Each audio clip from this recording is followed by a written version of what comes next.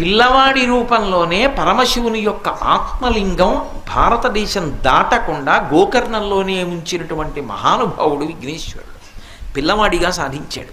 ఇంకొకసారి రంగనాథస్వామి వారి యొక్క మూర్తి విభీషణుడు లంకాపట్టణానికి తీసుకెళ్ళిపోతున్నాడు. విభీషణుడు తీసుకెడుతున్నప్పుడు అది సముద్రం దాటి లంకకి వెళ్ళిపోతే రాక్షస స్థానం బలపడకూడదు. ఇవాళ విభీషణుడు చిరంజీవి, పర్వాలేదు, కానీ అది భారతదేశంలో ఉండాలి, వేదభూమి. అందుకే ఆయనకి సాయంకాలం సంధ్యావేళ సమయం అయింది. మళ్ళీ పిల్లాడి రూపంలో వెళ్ళాడు. మళ్ళీ పిల్లవాడి రూపంలో వెళ్ళేటప్పటికీ పట్టుకోరా ఒక్కసారి మూర్తిని అర్ఘ్యం ఇచ్చొస్తానన్నాడు. మళ్ళీ రావణాసురుడికి ఎలా చేశాడో రావణుడి తమ్ముడికి అలాగే చేశాడు.